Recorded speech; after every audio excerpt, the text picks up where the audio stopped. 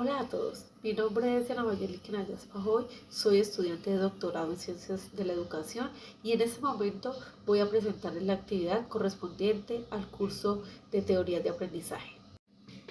El enfoque principal de nuestra discusión es el concepto de aprendizaje y el valor de sus teorías. Entender cómo aprendemos es crucial para nuestra práctica educativa.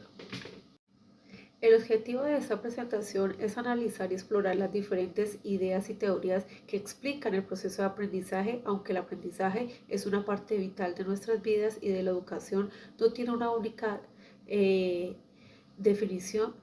Nos centraremos en dos corrientes principales, el conductismo, el cognitivismo. Analizaremos sus diferentes aspectos como la memoria, motivación, la transferencia de conocimiento, la autorregulación. Al final de este análisis nos dará una visión clara y organizada de la naturaleza multifacética del aprendizaje y su gran importancia en el ámbito educativo. De acuerdo con los aportes de Chung 2012, el aprendizaje se puede definir en tres características claves. El primero nos habla que implica un cambio donde no es solo adquirir información, sino modificar nuestra conducta o forma de pensar. En segundo lugar, ese cambio ocurre a través de la experiencia, es el resultado de nuestras interacciones con el entorno. Y en tercer lugar, ese cambio debe perdurar en el tiempo, que no sea algo temporal que olvidamos al día siguiente. Existen diferentes tipos de aprendizaje que se clasifican según cómo se construye el conocimiento. Esto con base a Gallardo y Camacho 2008.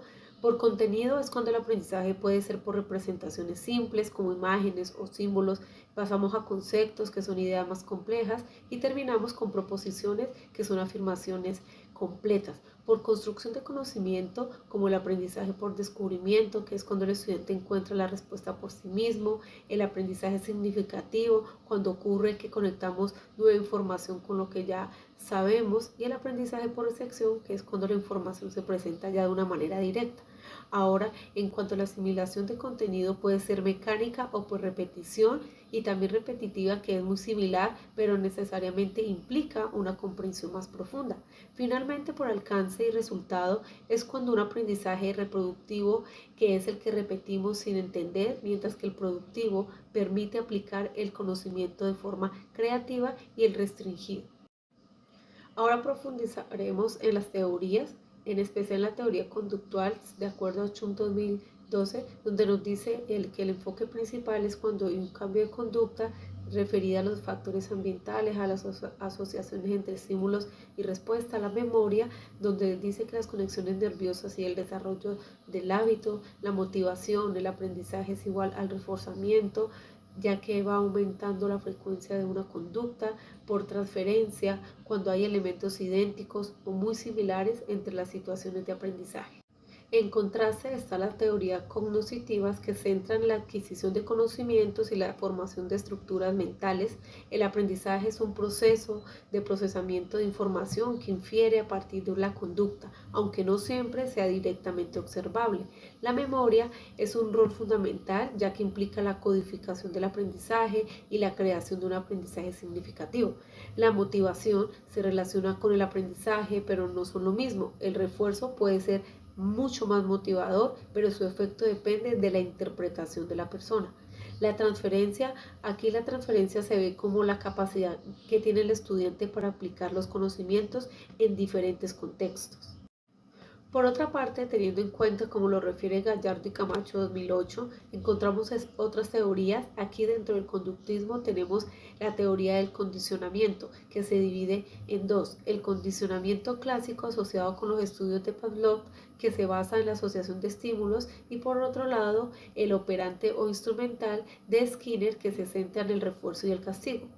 Además está la teoría de Gestalt, que no considera el aprendizaje como una suma de elementos, sino una percepción de significados. Para ellos, el aprendizaje debe comenzar con el todo, con una frase o palabra, en lugar de partes aisladas. Otra teoría es la del ensayo y error, desarrollado por Fordyce, que se basa en tres leyes. La primera ley establece que una respuesta es más fácil de ocurrir si las conexiones nerviosas están listas para operar. La segunda ley indica que cuanto más se practica una conexión, más se fortalece. Y la tercera, la más conocida, dice que si una respuesta es seguida por un resultado satisfactorio, la conexión se fortalece, pero Por el contrario, si no es satisfactoria, la va a debilitar. Ahora bien, considero que las teorías de aprendizaje son de gran importancia porque nos permiten a nosotros como docentes diseñar ambientes educativos efectivos, entender los factores que influyen en el aprendizaje del estudiante, crear métodos de enseñanza que se alinean con la forma en que el cerebro procesa la información. Además, ayuda a los estudiantes para que ellos puedan aplicar lo aprendido en diferentes situaciones y en diferentes contextos. En conclusión, las teorías del aprendizaje son esenciales para la práctica docente.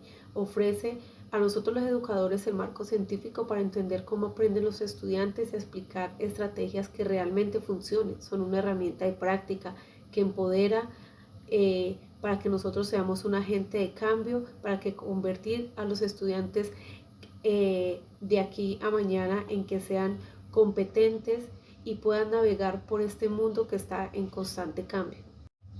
Esto ha sido todo por el momento. Aquí podemos encontrar las referencias bibliográficas que he utilizado. Agradezco muchísimo la atención. Muchas gracias.